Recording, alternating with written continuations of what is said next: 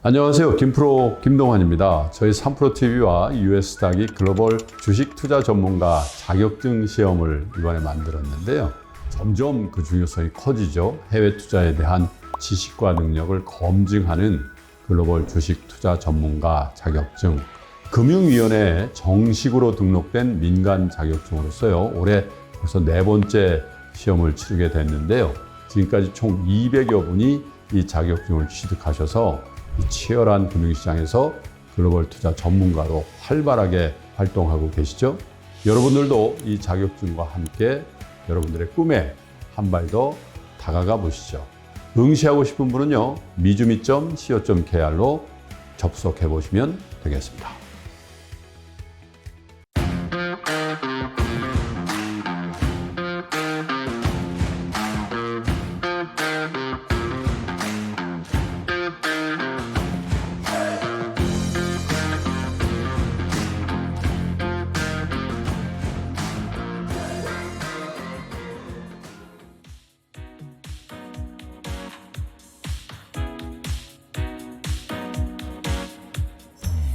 아침에 시작을 알리는 글로벌 주식 라이브 월스트리트 모닝 브리핑 11월 18일 금요일 방송 시작하도록 하겠습니다. 여러분 안녕하세요. 여돈입니다. 금요일입니다. 오늘 이제 방송 전 채팅창에 쭉 올라온 글을 보니까 새벽 공기가 차가워진다. 계절의 변화를 느끼시는 분도 있고요. 나이가 드니까 아침잠이 사라진다라고 나이의 변화를 느끼시는 분들도 계시더라고요. 하루하루 다양한 변화를 느낀다는 건 우리가 살아있다는 거죠.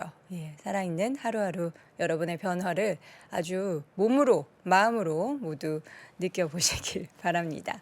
자, 막차 얘기는 매일 나오죠. 예, 막차 얘기는 매일 나오기 때문에 여러분들 이렇게 새삼스럽게 반응하지 않으셔도 될 것 같고요. 자, 오늘 연차이신 분도 있으시네요. 부럽습니다. 저는 휴가라고는 없기 때문에.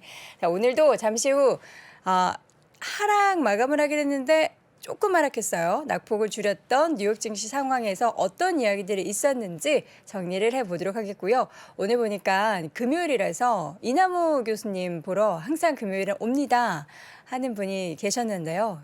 매일 오시지. 매일 오셨으면 좋겠는데 어쨌든 여러분이 기다리시는 심층 인터뷰 시간 연세대학교 국제학대학원 이남우 교수와 함께 잠시 후에 또 깊은 이야기 나눠보도록 하겠습니다. 또 오늘도 월가의 소식은 미국 주식에 미치다 이항영 전문위원과 함께 시장 이야기를 쭉 풀어보도록 하겠습니다.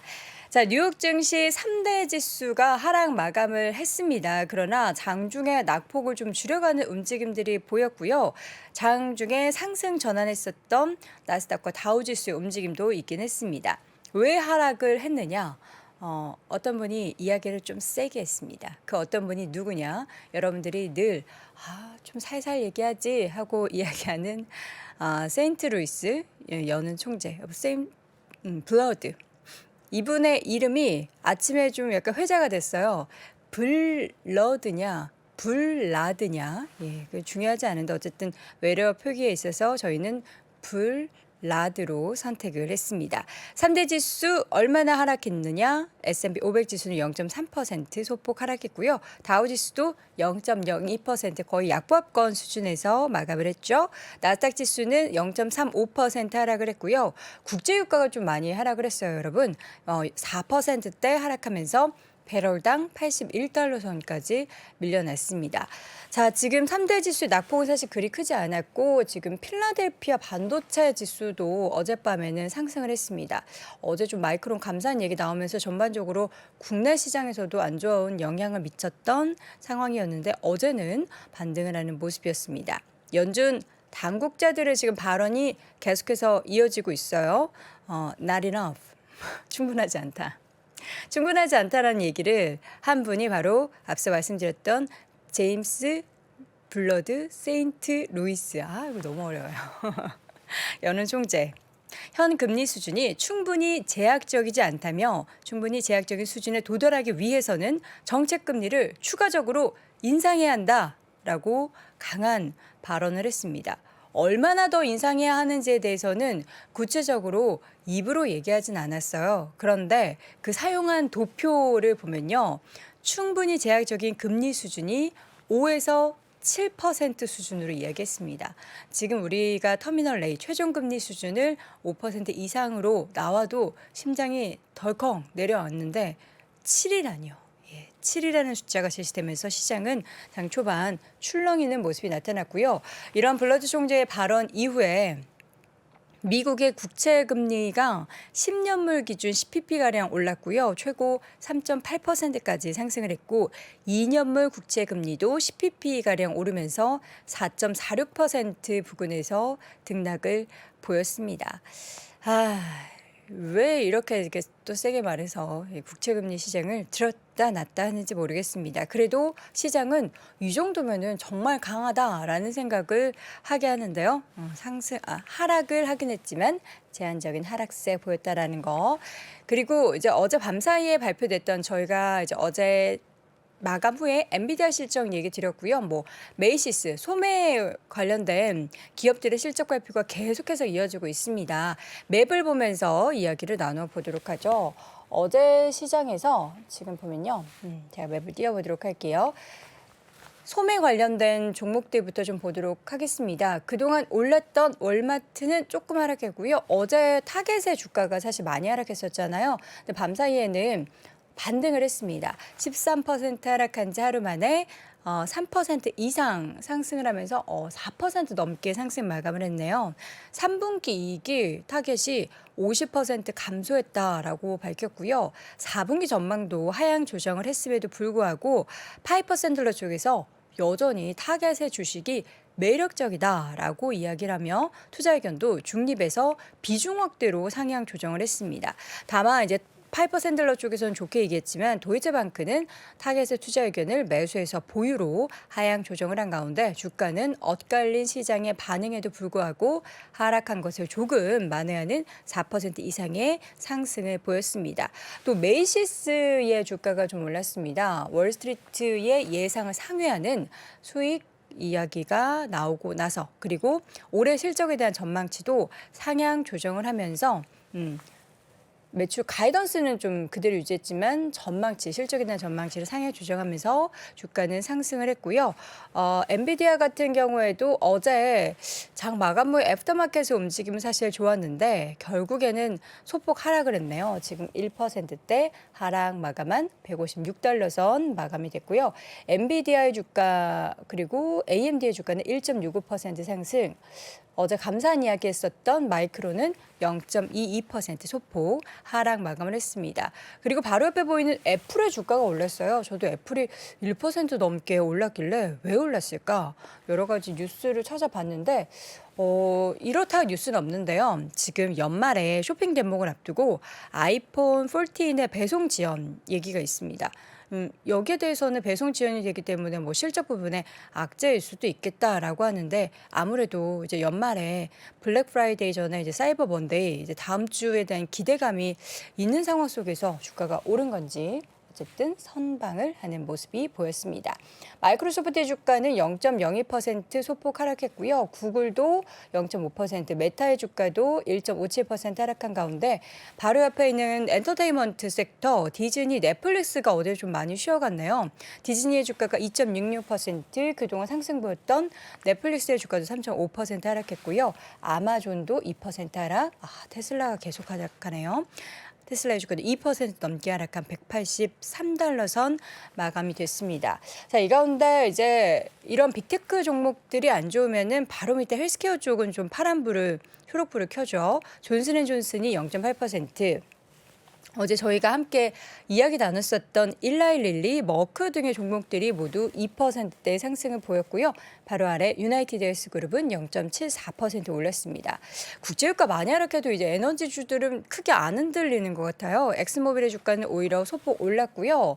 지금 쉐브론의 주가도 0.49% 소폭 하락하는 수준에서 마감이 됐습니다. 자, 또 다른 개별적인 종목들 보면요. 소매 관련해서 알리바바가 기대치를 상회하는 수익 발표가 냈지만 주가는 지금 보니까 좋네요. 기대치 상회하는 수익 그리고 자사주 매입이 늘렸다라는 소식과 함께 주가가 7% 넘는 강세를 보였고요.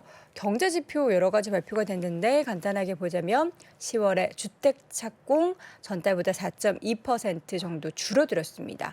주택 관련한 지표가 좀 부진하게 나타나고 있는 상황, 그리고 신규 주택 허가 건수도 153만 건으로 전월 대비 2.4% 감소를 했습니다. 예, 신규 주택 허가 건수나 이런 착공 관련해서는 약간 선행성이 있는 지표이기 때문에 주택 시장도 조금 계속해서 침체 국면에 접어들었다는 것을 볼 수가 있겠고요. 매주 발표되는 주간 신규 실업보험 청구자 수가 전주보다 4천 명 줄어들었습니다. 22만 2천 명으로 집계가 됐지만 변동성이 좀 덜한 4주 이동 평균 실업보험 청구자 수는 22만 1,000명으로 집계되면서 직전 주보다 2천 명 증가해 9월 10일 이후 주간 단위 이후 최다를 경신했다라는 지표 발표 소식까지 확인을 해봤습니다. 자, 금요일에는 제가 마음이 더 바쁩니다. 두 분의 의견을, 두 분의 이야기를 더 많이 들어야 하기 때문인데요. 자, 뉴욕 시장 분위기는 이 정도로 마무리해 보도록 하겠고요. 잠시 후 심층 인터뷰 연세대학교 국제학대학원 이남우 교수와 함께 다시 돌아오겠습니다. 2023년 투자 계획을 고민하고 계십니까? 2022년을 돌아보고 내 종목을 점검해 볼 시간. 그래서 준비했습니다. 반도체, 2차 전지, 자동차, 인터넷, 바이오, 그리고 국내와 글로벌 투자 전략까지 각 분야 베스트 애널리스트만 모셨습니다. 2023 베스트 투자 전략. 이번 강의는 사전에 설문조사를 통해 투자자분들이 진짜 궁금해하는 내용을 담았습니다. 11월 30일까지 사전 예약을 신청하시는 모든 분들께 3프로TV 다이어리도 보내드립니다. 자세한 내용은 영상 하단 링크 또는 네이버에 3프로TV를 검색하세요. 월스트리트 모닝 브리핑 함께하고 있는 시각 6시 42분 지나가고 있습니다. 자, 이번에 심층 인터뷰 바로 이어보도록 하죠. 연세대학교 국제학대학원의 이남우 교수 함께합니다. 교수님 어서 오세요. 네, 안녕하세요. 네, 반갑습니다. 우리 교수님을 뵙고 싶어서 금요일만 또 오시는 분도 계시네요. 아마 뭐 매일 들어오시겠죠. 근데 이제 오늘 아침에 그렇게 적어주신 것 같습니다, 댓글을. 자, 어쨌든 이제 우리 교수님을 기다리시는 분들을 위해서 오늘도 또 열심히 자료를 준비해 주셨잖아요. 어떤 이야기를 해볼까요?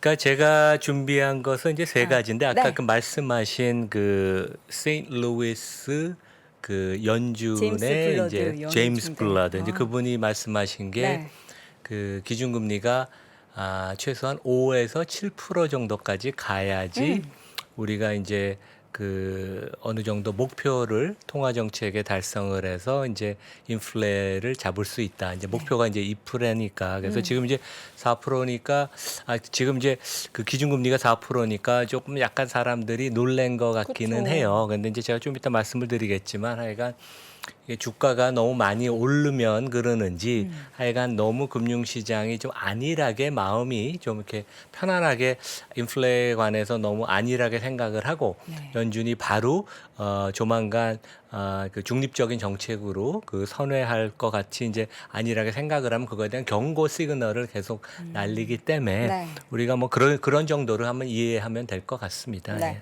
지금 연준이 시장이 반등하는 것을 굉장히 탐탁치 않게 보고 있기 때문에 지금 약간 찬물을 살짝씩 너무 뜨거우니까 이제 찬물을 살짝씩 끼얹는 그런 발언들이 계속 이어지고 있는 것 같습니다. 그러니까 제가 이제 세 가지 준비한 토픽 중에 이제 두 번째가 그거예요. 지금 이제 3,500에서 4,000까지 한 15% 열심히 S&P 기준으로 달려왔는데 우리가 여기서는 좀 힘이 붙이는 게 아닌가. 이제 가장 큰 것은 그 밸류에이션 이제 퍼가 한 18배쯤 되고 그다음에 이제 다른 거는 제가 항상 매크로 데이터도 우리가 좀 참고를 하는 게 중요하지만 결국 그 마이크로 레벨에서 기업들이 어떻게 움직이고 CEO들이 무슨 생각을 하는가 이제 그런 걸 보면 기업들이 투자는 여전히 많이 합니다. 설비 투자, R&D 꾸준히 하고 배당도 최소한 그 약속한 배당을 지켜서 조금씩은 배당을 늘리는데 3분기부터 자사주 매입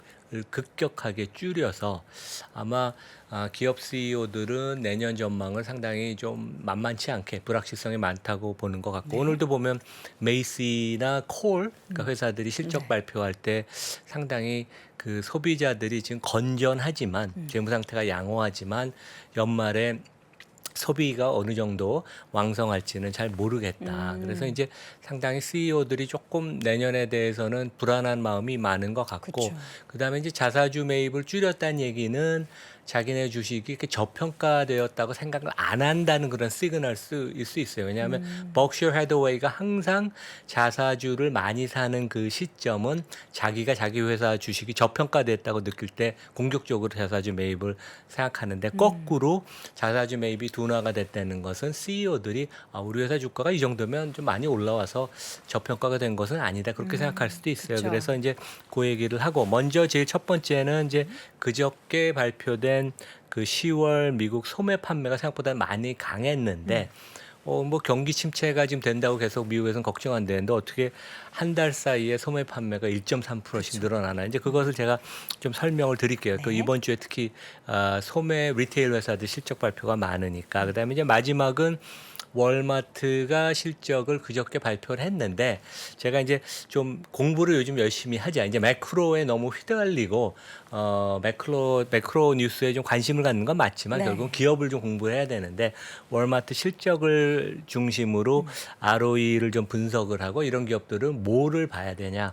근데 이런 회사는 엄청나게 좋은 회사인데 실제 영업이익률은 그러니까 회사의 마진은 한 2, 3%밖에 안 돼요. 근데 이제 회전을 높게 그러니까 이제 턴오버가 높은 비즈니스예요. 이 회사의 이제 장점, 코스코도 마찬가지고 그런 얘기를 좀 드리겠습니다. 네. 자, 그러면 첫 번째로는 경제는 굿뉴스지만 증시 항상 배드 뉴스인. 그렇죠. 지금 참 독특한 상황인데 그쵸. 경제 뉴스가 너무 좋으면 증시는 걱정을 하고 실제 그래서 이제 10월 소매 판매가 1.3% 전월 대비 상승을 해서 야 이거 너무 경기가 좋은 거 아니야? 그래서 이제 어제 이틀 동안 주가가 계속 많이 빠졌죠. 그래서 이제 시장은 그래도 상당히 높을 걸로 예상을 했습니다. 1% 증가할 걸로 예상을 했는데 실제 결과는 1.3% 증가. 그다음에 이제 우리가 보통 얘기하는 빅티켓 아이템, 그러니까 아주 내구재 중에 제일 덩치가 큰 자동차를 빼고 소매 판매를 봐도 1.3% 증가했는데 그것은 이제 원래 컨센서스 예상은 한 0.5% 상승. 그러니까 생각보다 진짜 좋았어요. 그래서 이제 강세의 요인이 네. 좀 있었습니다. 그래서 이제 그 10월에 아마존이 프라임데이를 좀 네. 그 개최를 했어요. 왜냐하면 보통은 추수감사절 때 이제 매출이 많이 발생되는데 그 전에 작년에 이제 10월에 매출이 되게 좋아갖고 올해 좀 주춤하니까 프라임데이를 열어서 11월에 매출이 발생됐게 좀 앞으로 땡겨진 그런 면이 있고 그다음에 이제 캘리포니아 주가 휘발유 리베이트를 할인을 했다고 그럽니다. 그래서 이제 가솔린 판매가 많았고 그래서 이러한 하여간 특수 요인이 있었는데 그래도 한 달에 1.3%였으니까 이건 이제 명목이거든요. 아마 이제 저희 청취자분들도 어떤 데이터는 실질로 발표를 하고 어떤 거는 명목을 하고 어떤 거는 왜 전년 동기 대비고 어떤 건 전월인가 네. 이게 헷갈릴 것 그쵸, 같아요. 너무 그래서 이제 복잡해요. 요것은 소매 판매는 명목으로 인플레이션을 차감 안 한, 그러니까 있는 그대로 이제 발표를 하는 거고, 그러니까 기업 데이터랑 그대로 비교를 할 수 네. 있습니다. 그리고 요게 전월 대비니까 우리가 연율화 12로 곱하면 거의 한 15%에 달하는, 그러니까 성장이 되게 높은 거죠. 근데 이제 이렇게 볼 수 있어요. 우리가 이제 그 올해 상황을 어떤 한 식당이 그 뭐 국밥 장사를 하는데 올해는 이제 그 한 100개 정도를 하루에 한 100개 정도를 팔아요. 10,000원인데. 근데 이제 그 다음에는 팔기는 99개를 팔았는데 값을 10,000원에서 11,000원으로 올리면 실제 매상은 한 10% 늘었잖아요. 근데 판매 개수는 준 줄었죠. 거니까. 근데 우리가 보통 얘기하는 실질 경제 성장률 그런 데이터는 인플레이션이 차감인 거니까 실제 국밥이 한 개가 감소한 그러니까 이제 100개 팔던 게 99개로 감소한 것이고 우리가 보통 이거 조금 전에 본 그 리테일 소매 데이터나 기업들 데이터는 인플레이션이 다 매출 기준이니까 가격 국밥 가격은 뭐. 10% 정도 올렸으면 매상이 한 10% 늘었으니까 이제 그렇습니다. 그래서 우리가 기업들 데이터는 이따 월마트도 얘기했지만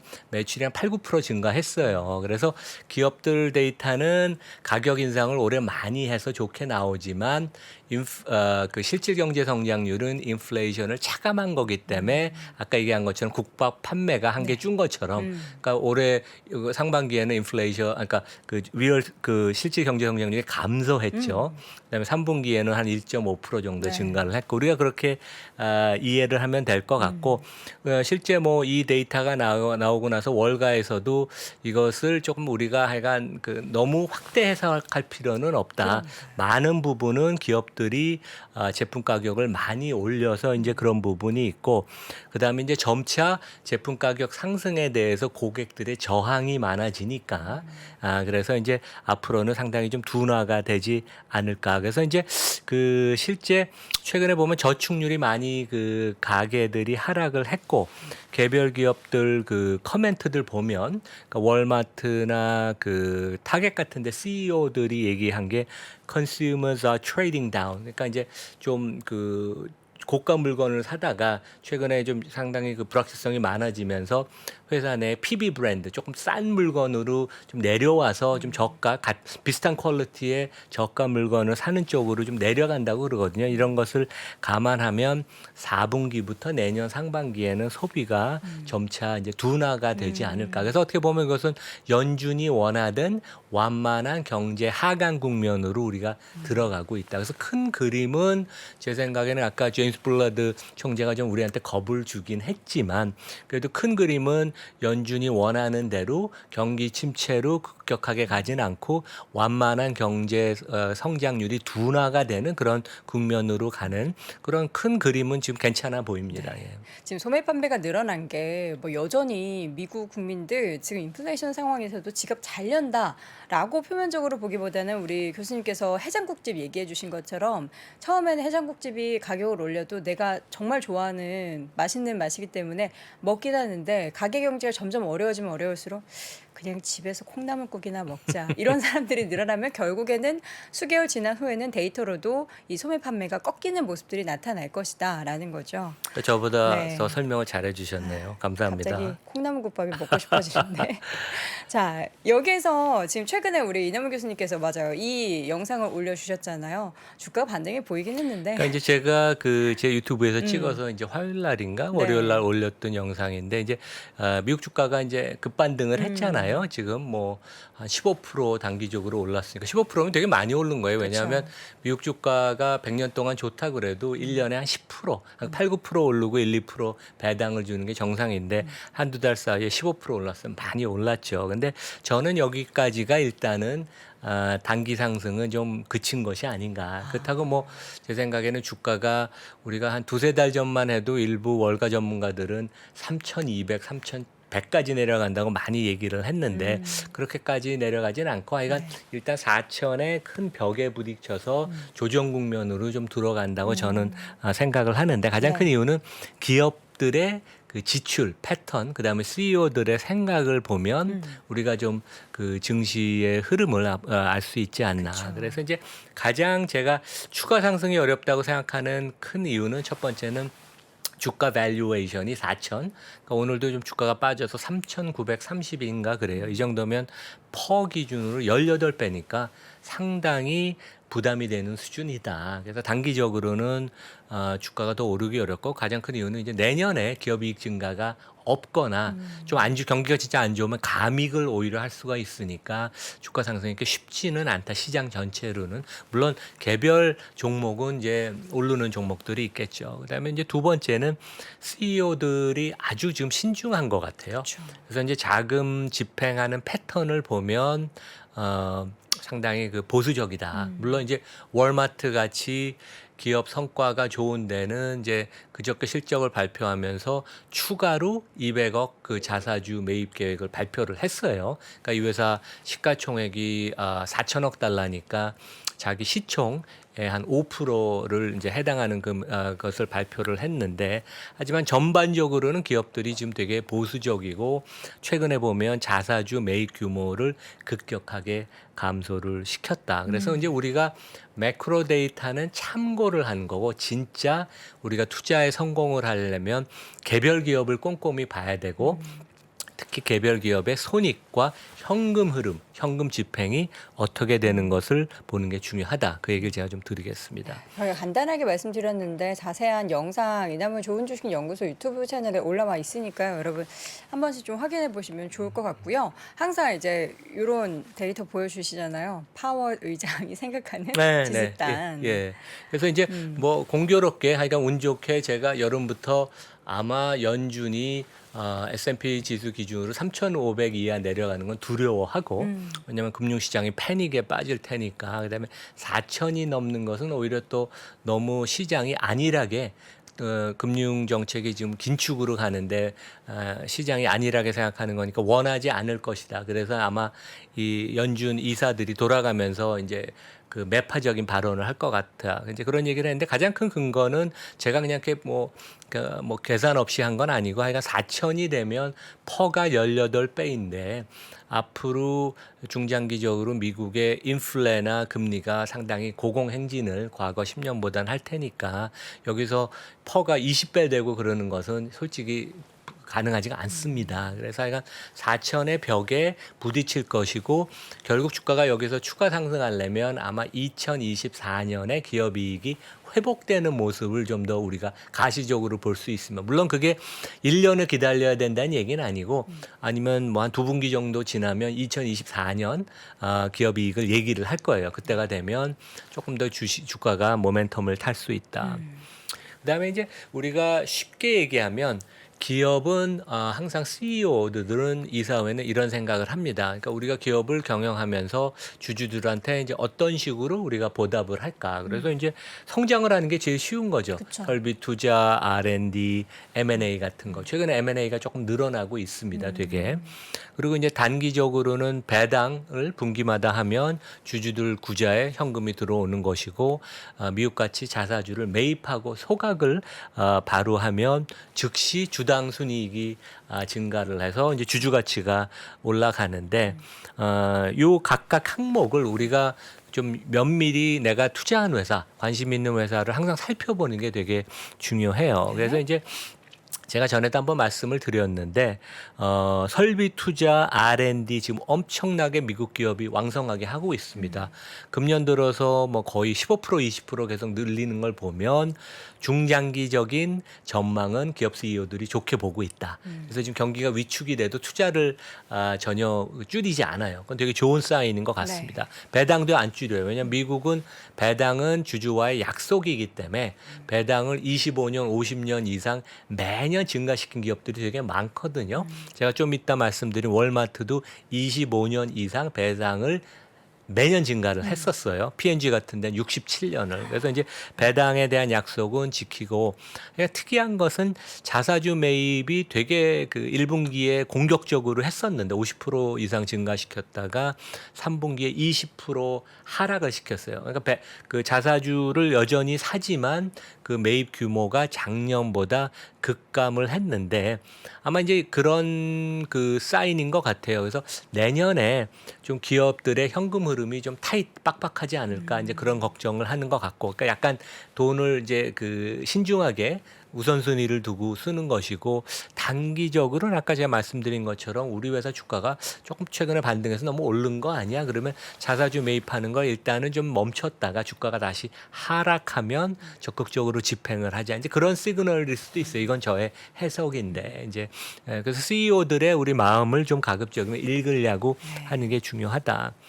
그리고 이제 다음 페이지에는 이제 고만에서 그 이제 전망을 한 것인데, 뭐 이것이 뭐 꼭 맞는다는 얘기는 아니에요. 근데 이제 중요한 포인트는 내년에 경기 침체가 있든 아니면 경기 침체에 거의 준하는 경기 위축이 있든, 과거에 경기 침체가 되면 기업들은 어디에 일단 그 현금 집행의 우선순위를 뒀냐. 첫 번째는 R&D. R&D는 하여간 절대로 놓지를 않습니다. 한국도 뭐 삼성전자 같은데 R&D를 절대로 놓지는 않죠. 그다음에 배당. 이 두 가지는 최우선 순위고 세 번째는 설비 투자.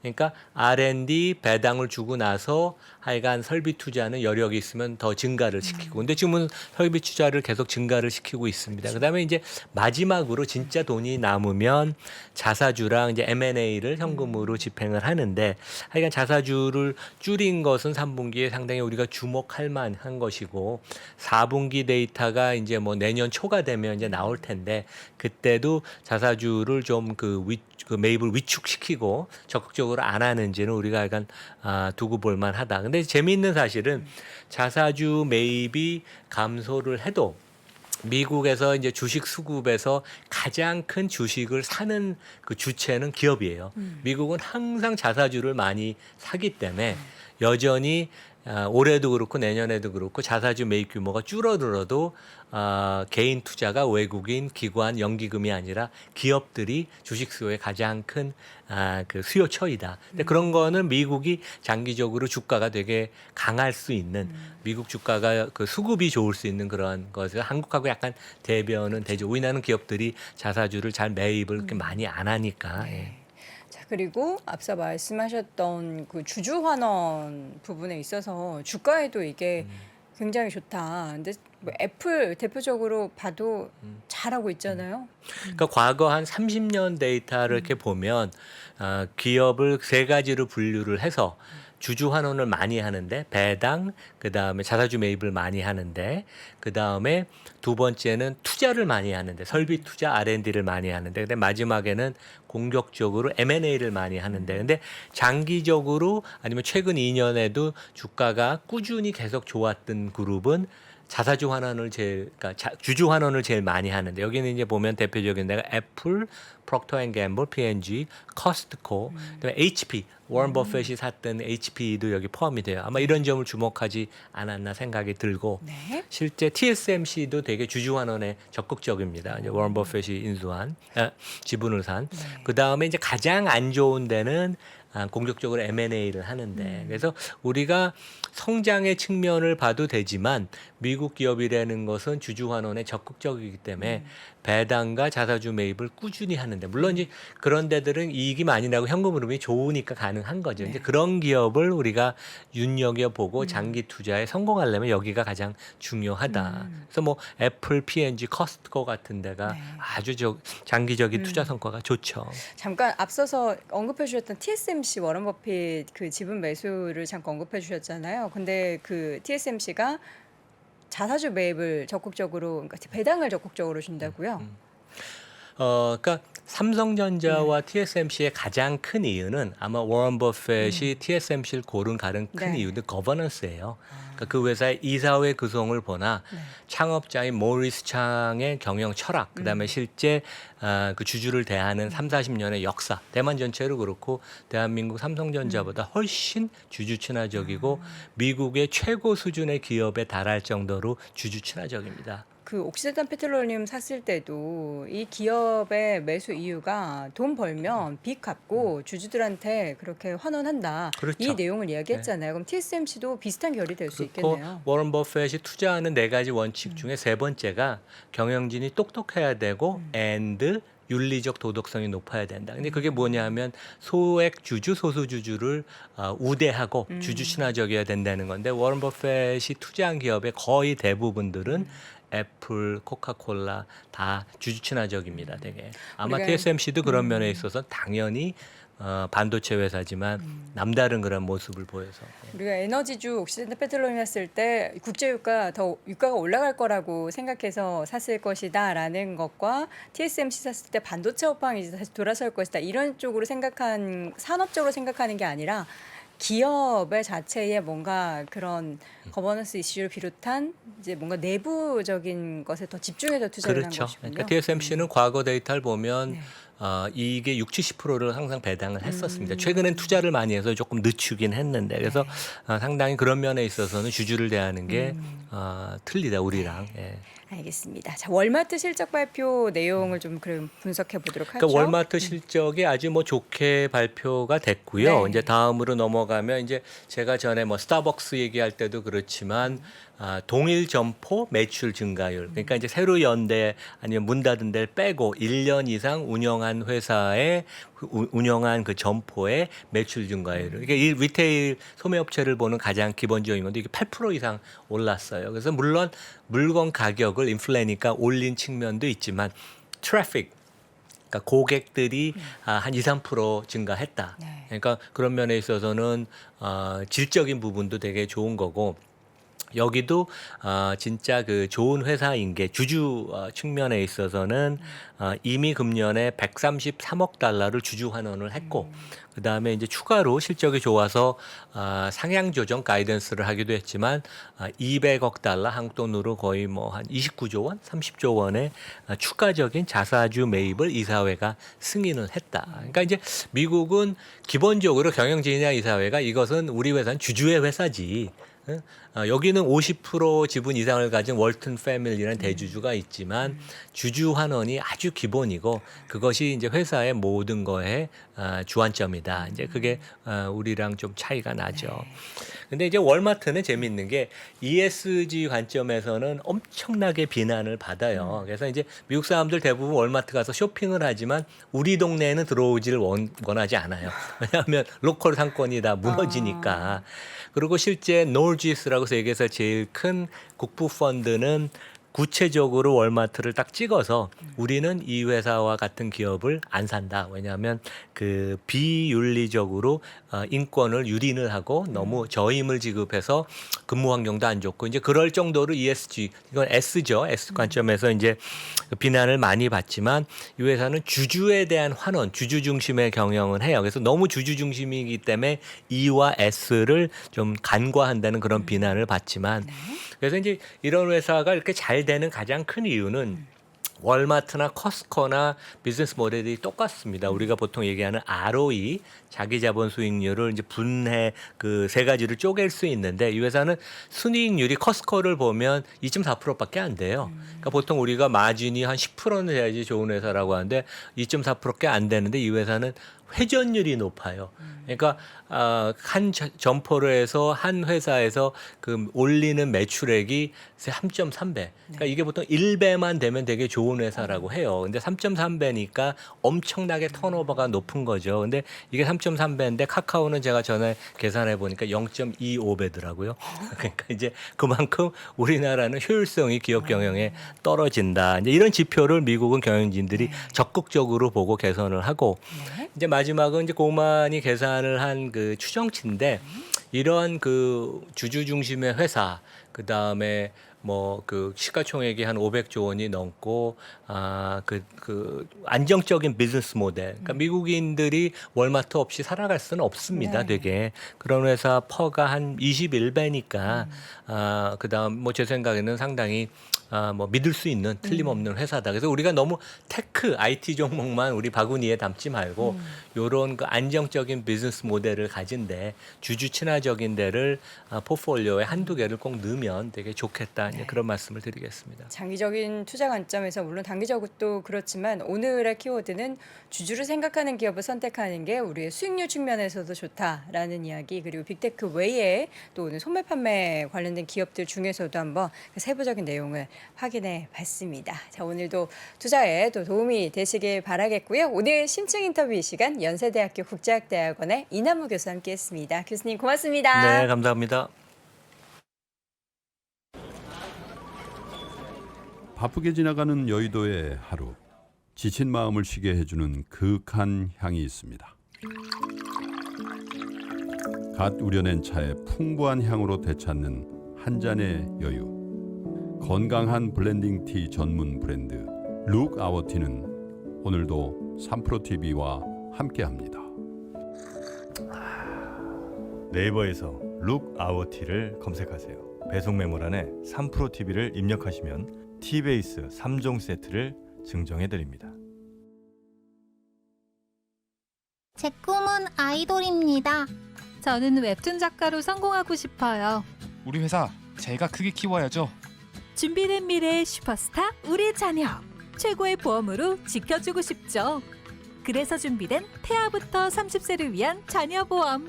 삼성화재 마이 슈퍼스타. 체중형 보장특약을 선택하면 자녀가 성장하는 만큼 보장 금액도 함께 성장하는 삼성화재 마이 슈퍼스타. 삼성화재 마이 슈퍼스타로 소중한 우리 자녀의 미래를 준비해보세요.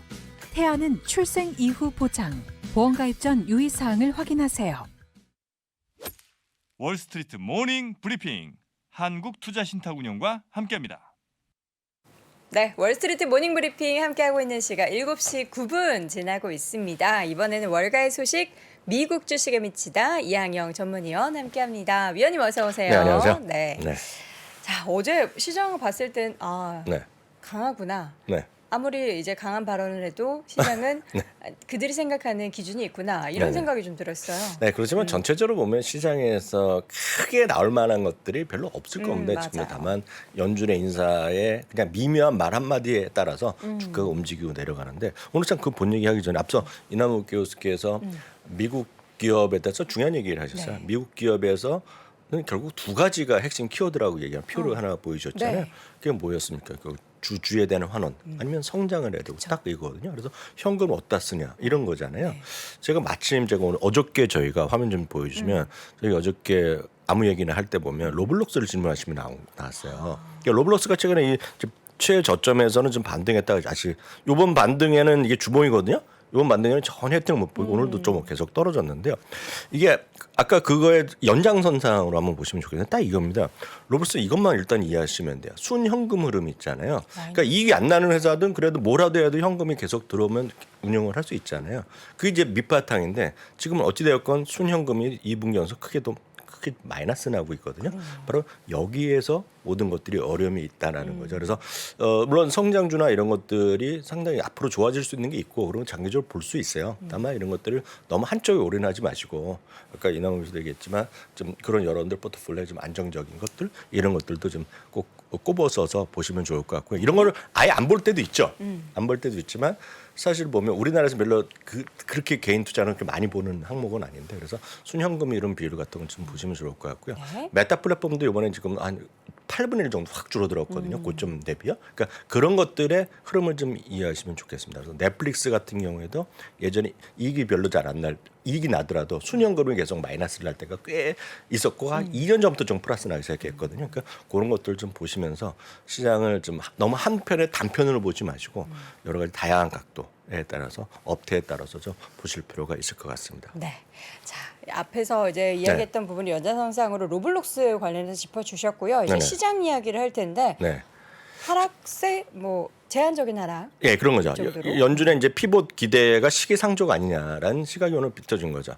결국 이거 아니겠습니까? 세인트 연방은행 총재인 제임스 블러드, 워낙 자주 우리 이 발음 너무 어려워. 세인트 루이스 제임스 블러드. 네, 자주 인용하고 네. 언론에서도 많이 주고받는 분인데요.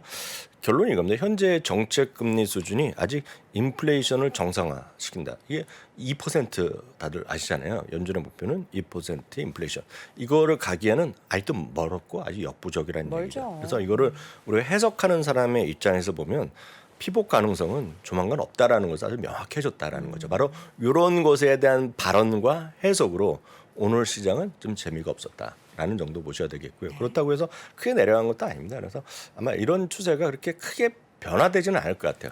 잠시 어저께 예고드렸던 대비 소매 판매 이런 거 좀 얘기해드리겠지만 그 정도가 약간 변수가 있을 것 같고요. 나머지는 큰 흐름에서는 변수가 없을 것 같고요. 울프 리서치 부분도 얘기해드리면 이분은 워낙 시장 상당히 보수적인 분입니다. 그래서 크리스. 예, 지금은 기준금리가 지금 월가의 그 전망치는 5에서 5.25 정도까지 가 있거든요. 정책 최종 금리가요. 이 양반은 6%까지 오를 수도 있다는 얘기죠. 근데 이분은 좀 너무 과한 항상 평가를 하는 분입니다. 지금요. 시장에 대해서 상당히 더 떨어질 거라고 얘기하는 대표 인물 중에 하나인데 그럼에도 불구하고 이런 시각도 있다라는 것도 참고하시면 좋을 것 같고요. 어찌됐건 그런 평가가 나오면서 오늘 10년물 금리가 조금 반등했어요. 그렇지만 이 반등이 물론 퍼센트를 보면 2.17%가 올라갔고요. 퍼센트 포인트를 보면 아직 조금 올라갔지만 이거 자체도 주목하는 사람 분명히 있다라는 정도. 다만 그게 최근에 어떤 금리가 조금 내려가는 추세, 다음에 보여드린 달러의 좀 어떤 내려가는 추세가 훼손됐다? 그렇게 볼 필요는 없어요. 그렇지만 시장에서 약간의 정도의 미세한 조정 정도가 있었다라고 보시면 되겠고요. 바로 엔비디아부터 어제 있던 거 오늘 월가 평가부터 보긴 했습니다. 어저께 결국 시간에서 2.2%로 마감됐지만 정규장에서는 한 1% 이상 떨어졌어요. 그렇습니다. 어제 있었던 걸 다시 한번 정리해드리면 데이터 센터의 성장세는 지속됐다라고 분이 얘기하고 있고 다만 4분기 매출 그리고 이번 분기의 이익은 생각보다 안 나왔어요. 전망치도 약간 모자랐고요. 그렇지만 어제도 확인드렸다시피 마진율 개선은 다분히 긍정적일 수 있다라는 얘기. 다만 톤 자체가 이 발표문의 톤 자체가 AMD 리서스만큼은 아니었어요. AMD 리서스는 역시 PC가 어렵지만 데이터 센터에 우리는 확실한 자신감 그리고 마켓 쉐어를 계속 이길 수 있다 얘기했지만 아직은 아니라고 보고 있습니다. 다만 오늘 주가는 떨어졌지만 월가 해석은 약간 다릅니다. 월가 해석은 게이밍 분야에 그러니까 게이밍 분야 때문에 많이 녹았다고들 많이들 알고 계시잖아요. PC도 마찬가지. 뭐 이것 때문에 이거 결국은 이런 것들 때문에 어떤 비트코인에 대한 하락 이런 거 있었는데요. 월가에서는 게이밍 분야의 바닥이 근접하고 있다는 평가가 좀 나오고 있습니다. 그러니까 몇 명이 이런 얘기 비슷한 얘기를 하고 있고요. 그래서 상당히 의외의 결과가 나온 게 하나 있습니다. 저는 어저께 부사장 얘기할 때 그래도 매출을 내려놨기 때문에 목표 주가가 내리는 것이 대부분일 거라고 생각했는데 의외의 결과가 나왔습니다. 투자기는 아예 올린 곳이 하나 나왔습니다. 지금 오늘요. 서밋 인사이트에서는 홀드에서 바이로 올렸고요. 보시면 초록색은 올린 거고 빨간 것은 내린 거잖아요. 재미나는 것은 목표 주가를 5곳이 올렸습니다. 세 곳은 하향했기 때문에 월가에서 일반적인 물론 다수는 아니죠. 다수는 아니지만 전체적인 느낌으로 보면 엔비디아는 많이 빠졌다. 라는 시각에 거의 많이 일치를 하는 것 같아요. 지금 그런 쪽이 좀 모아가고 있기 때문에 주가는 그동안의 하락에 대한 조정보다는 조금은 좀 장기적으로 보면 살아날 수 있는 계기가 있다라는. 이번에 평가가 나쁘지 않다는데 네. 주목을 하셔야 될 것 같고요. AMD는 이제 지난번에 나왔지만 실적 발표에 두 곳에 투자 의견 상향됐고요. 오늘 좀 반등을 좀 했거든요. 그러니까 뭐 AMD나 뭐 엔비디아랑 더 비슷한 거죠. 저는 개인적으로 AMD를 그냥 조금 편을 두고 장무석보다는 엔비디아면 큰 차이가 없습니다 지금요. 다만 이제 시장에서 약간의 회사 측의 자신감은 AMD가 좀 세게 얘기한 건 사실입니다. 제가 그 문맥을 보면은요. 애플이 오늘 한 1.3% 정도. 애플은 뭐 상승 배경이 있나요? 다 오늘 IT가 전반적으로 약간 반등한 것들이 어제는 훅 떨어졌잖아요. 네. 근데 오늘 애플이 좀 오늘 약간 반등했고요. 아마 그런 건 있을 것 같아요. 오늘 따로 준비는 안 했지만 Qorvo라는 회사가 있습니다. QORVO라는 회사가 있는데요. 이제 핸드폰 관련 부품 쪽인데 항상 보면 중국의 비출 비중이 가장 높은 기업 중에 하나입니다. 퀄컴과 더불어서. 그런데 오늘 중국에 약간 뭐 살아난다는 분위기가 있잖아요. 그분은 아마 어저께 우리 그 강혜경 고문도나 그 전에 차홍석 대표도 나오고 이틀 연속 특집을 할 때도 중국 얘기를 좀 했잖아요. 네. 그래서 중국에 대한 그런 기대감은 조금은 있지 않느냐라는 생각인데 이거는 제가 오늘 덧붙여서 말씀드린 거고 큰 이슈가 있는 건 아니었다라고 보셔야 되겠고요. 머크가 어떻게 머크나 이런 거 어저께도 얘기하신 거로 제가 일라일리 머크 이런 것들인데요. 예, 소위 빅파마에 대해서 얘기를 했잖아요. 그래서 약간 저도 들어보면 약간 그래도 제가 당부를 많이 했지만 약간 어려워요. 어려운 건 사실입니다. 용어 자체가 어렵고 익숙하고는 아닌데 그저 인정하죠. 저도 잘 못 알아듣는 게 많은데 제가 어저께 2번을 다 봤어요. 근데 한번 혹시 못 보신 분 그런 분들은 너무 어렵다 생각하실 게 아니라 왜 도대체 빅파마를 왜 유틸리티 같이 생각하는 주식으로 생각하는지에 대해서 한번 생각해 볼 필요가 있고요. 그래서 이런 것들은 어려우면 기본적으로 보면 헬스케어나 관련된 ETF죠. ETF가 뭐 가장 있어요? ETF는? 제일 큰 게 XLV죠. XLV. XLV가 되겠고요. 저도 좀 찾고 있어요. 왜냐하면 빅파마랑 소위 바이오텍이랑 약간 절충돼서 들어가 있는 거 있잖아요. 저도 찾고 있습니다. 그래서 조만간 찾으면 알려드리겠습니다. 왜냐하면 XLV는 그 외에도 수많은 8가지 중분리가 또 들어갑니다. 같이. 그래서 약간 뭐라 그럴까요? 약간 순도라 그러나요? 순도가 떨어지는. 순도란 말이 맞나요? 순도가 약간 떨어집니다. 그건요. 예. 예를 들어서 보험회사도 들어있고 나쁘다는 게 아니라 약간 다른 것도 들어있어요. 딱 빅파마만 집중. 그런 거 있죠. 그런 느낌 있죠. 그렇게 이해하시면 돼요. 근데 보니까는 목걸이가 자, 또 이런 사업을 하지 않습니까? 신상인 것 같아요, 신상. 예. 그렇습니다. 예. 자, 그래서 우리 쇼핑 네. 시즌 저도 겨냥해서 열심히 지금 네네. 기획을 하고 있는데 네네. 올해 쇼핑 시즌에 대한 전망 이제 드디어 보는 건가요? 예, 맞습니다. 그 2022년 연말 쇼핑 시즌에 대해서는 일단은 나름은 극과 극이라고 보시면 될 것 같아요. 그리고 계층마다 입장에서 많이 다릅니다. 오늘 한 두세 개 정도의 어떤 평가를 네. 빨리 말씀드리겠는데 일단 기존은 NRF입니다. National Retail Federation이라고 미국의 소매 협회가 있습니다. 이게 가장 권위 있는 기관이고 이거는 10월 달에 이미 2022년에 연말 쇼핑 시즌. 여기서 정리드리면 연말 쇼핑 시즌은 이들이 얘기하는 건 11월과 12월입니다. 그거에 대한 전망이라고 보셔야 되겠는데요. 하기 전에 이것도 보게 됐습니다. 오늘 제프 베조스가 좀 명운을 날렸습니다. 제프 베조스가 지금 세계 3, 4위의 부자지 않습니다. 많이 떨어졌지만 부자가 많이 떨어졌지만 뭐 최고의 부자한테 우리가 생각 슈퍼 리치잖아요. 이분이 오늘 무슨 얘기를 했냐면 지금은 리세션이 아니라고 할 수 있지만 리세션에 곧 들어간다는 얘기하면서 시계에서 이분조차도 지금은 뭐를 얘기하냐면 아끼고 살라는 얘기죠.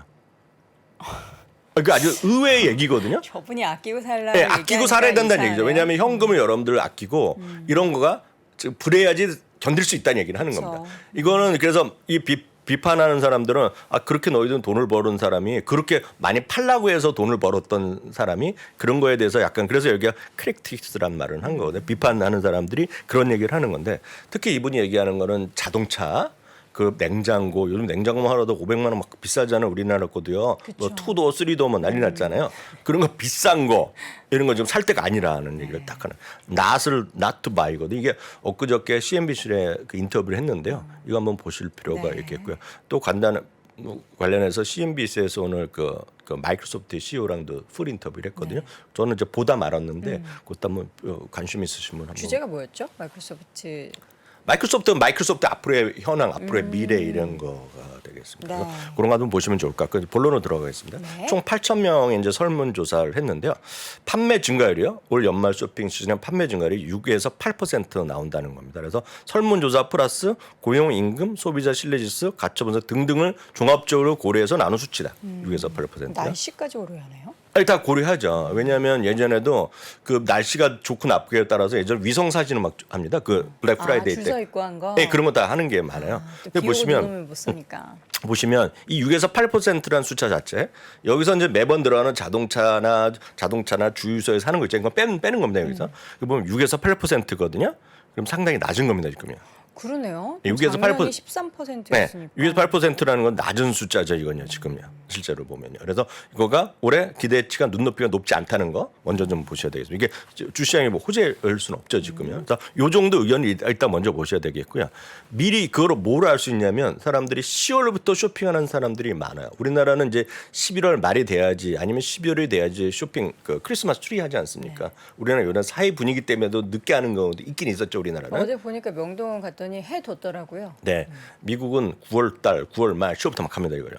워낙 그런 게 많아요. 그래서 미리 쇼핑하는 분위기 많은데 미리 쇼핑하는 분위기가 작년보다 훅 떨어졌어요 지금. 그것은 그만큼 심리 자체가 약간은 꺾여 있다라는 거죠. 이게 호재일지도 모르고 악재일지도 모르겠어요. 그렇지만 리테일 업체에서는 좋은 얘기는 아닙니다 지금 이거는. 인당 소비 규모가 인당이야. 사람들 인당 얼마 쓰겠냐는 거 보면 이번에 $800 정도, $832 쓰겠다는 거거든요. 한 100만 원 쓰겠다. 네, 작년에 $826거든요. 그러니까 한국 돈으로 보면 많이 늘었지만 미국 사람 입장에서 보면 고작 0.7%. 별로 늘어난 게 없습니다 지금. 그래서 올해 소매 판매 연말 쇼핑 시대에 대한 기대감이 상대적으로 좀 취약할 수밖에 없다. 거기다가 이제 제프 베조스 같은 사람이 아끼고 살아. 텔레비도 싼 것도 있지만 뭐 UHD 뭐 해갖고 8K 이런 거 보면 그냥 바로 1,000만 원 넘더라고요. 이런 것들을 사지 말라는 얘기입니다 지금이요. 받고 싶은 선물은 올해도 거의 제가 할 때 보면 매일 똑같습니다. 현금성. 네, 기프트 카드가 가장 많죠. 기프트 카드 하면 또 사람들이 보면 아이러니인 게 기프트 카드 제일 많이 주고받는 게 딱 정해져 있습니다. 스타벅스. 아니죠. 백화점? 아니죠. 1등은 항상 똑같아요. 거의 10년째. 아마존입니다. 아마존 기프트 카드가 1등이에요. 그리고 이제 지나가는 사람이 아니라 선물로 이렇게 하나씩 줄 때 조그만 거는 이제 스타벅스 많이 주죠.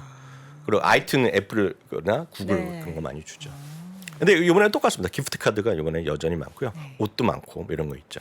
정말 아이폰 이런 거 나올 줄 알았는데. 그거는 아이폰, 언제 나오냐면 저희가 아마 목요일부터 소개해 드릴 수 있을 거예요. 많이 그거 판매돼? 많이 판매된 1, 2, 3, 4, 5위가 일별로 발표된다. 그거 어도비에서 발표하거든요. 아마 이번에도 아마 에어팟 프로가 아마 1등인 1, 2, 3, 4, 5에 들어갈 수 있겠고요. 항상 보면 애기 그 인형 있죠? 예, 여자애들 좋아하는 거. 그게 항상 탑에 들어갑니다. 예, 그런 것들 보시면 되겠고요. 근데 이게 이제 상당히 좀 아픈 구석이 될 텐데요. 이게 보면 고소득층과 중산층 이상과 그 이하입니다. 미국은 대부분을 7만 5천 달러의 가구당 수독을 많이 잡습니다. 기준으로. 연 7만 5천이요. 네, 그런 것들을 많이 하거든요. 아니면 15만 개를 뭐 할 수도 있고 여러 가지 기준이 있는데 여기서는 오늘 15만 달러를 이상을 잡아놨습니다. 지금요. 그러니까 기본적으로 7만 5천 달러를 일단 잡아놨는데요. 7만 5천 달러랑 이하인데요. 7만 5천 달러를 넘어갈 때 훅 늘어나죠. 나머지 그 이하는 오히려 줄어들고요. 특히 15만 달러 이상 버는 집은 21%나 늘어납니다. 그래서 고소득층 그리고 중간층 그 아래층과의 차이가 격차가 워낙 크게 난다는 것이 이번에 흐름이 되겠고요. 온라인에는 작년 수준이고 이번에 보시면 디스카운트 스토어가 여기 늘어납니다. 딱 디스카운트 스토어 정도가 조금 상대적으로 늘어나죠. 그리고 매출이? 예. 온라인은 약간 오히려 뭐 그 정도. 그러니까 어디 가겠냐는 거예요. 어디 가겠냐 선호도로 가는 거. 너 여기 가겠냐를 물어보는 건데 딴 거는 다 비슷하거나 오히려 줄어드는 거 하는데 눈에 띄는 게 디스카운트 스토어입니다. 그러니까 약간 저렴하게 가는 건데 이게 보면 아까 말씀하셨던 아까 이남호 기사도 월마트가 이런 데에 들어갑니다. 월마트, 코스트코. 그러니까 약간씩 저렴한 데를 가는 거죠. 그러니까 그런 쪽에서 여러분 느낌을 잡으시면 좋을 것 같고요. 빨리 마지막으로 하나만 더 말씀드리겠습니다. 마스터카드나 시티도 비자도 따로 발표하는데 마스터카드는 약간 다른 스토리입니다. 마스터카드는 이번에 블랙 프라이데이 딱 3일만 계산했거든요. 이랬더니 이번에는 자기네들 25% 소비가 늘어날 거라고. 그러니까 앞에 거는 모든 사람은 개칭하는 거고 마스터카드는 일단 카드 소비를 얘기하는 건데 여기는 좀 약간 그래서 아까 말씀드렸다시피 상반된 의견이 있다고 말씀드렸잖아요. 내일 이번에 또 다음에 또 시티도 나오고 어도비도 나오겠지만 마스터카드는 한 25% 늘어날 수 있다는 얘기를 하고 있고요. 오프라인보다는 역시 온라인 쪽에서 많이 늘어날 가능성이 있다. 얘기를 하고 있다는 것이 특징이 되겠습니다. 과연 이번 연말 소비 이제 다음 주에 딱 사이버먼데이 블랙 프라이데이 시작이 되는 거잖아요. 네네. 과연 소비를 얼마나 많이 하는지 이게 시장에서는 소비를 많이 하면은 여전히 지갑에 두둑하게 현금이 있네 이러면서 뭔가 또 허리를 졸라매게 정부에서 움직일 것 같아서 그렇죠. 그래서 이제 애플도 마찬가지, 아마존도 마찬가지인데 그래서 내일은 있죠. 저희가 특집으로 네. 월간 미주를 합니다. 그래서 화면 주말에요? 한번 보여드리면 내일 10시입니다. 내일은요. 제목 자체가 많은 분들이 제일 궁금해 여기시는 것 같아요. 그래서 다시 보는 빅테크 있죠. 딱 그거를 내일은 이제 미국 주식입니다. 채널에 오셔야 돼요. 네. 오전 10시에 라이브로 저희가 보내드릴 테니까요. 네. 궁금한 거 저희가 다 집대성해서 다시 한번 정리하는 시간을 가져보겠습니다. 네, 다시 보는 빅테크 월간 미주미는 내일 오전 10시 미국 주식에 미치다 유튜브 채널에서 만나보실 수 있습니다. 자, 지금까지 월간 소식은 미국 주식에 미치다 이항영 전문위원 함께했습니다. 위원님 고맙습니다. 네, 감사합니다. 네, 월스트리트 모닝 브리핑 금요일 순서 모두 마칠 시간이 됐습니다. 아침부터 참 저에게 화이팅 응원을 해주시는 여러분들 덕에 저는 이미한 게이지 98까지 찾고요. 여러분께 저도 화이팅을 외쳐드리며 이만 물러나도록 하겠습니다. 여러분 좋은 하루 보내세요. 파이팅!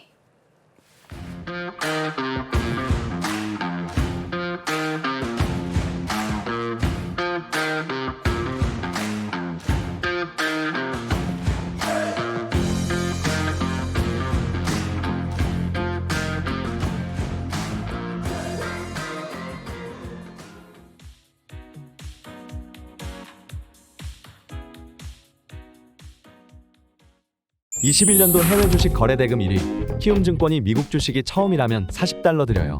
차세대 국내 해외 통합 MTS 영웅문 S샵 출시 기념.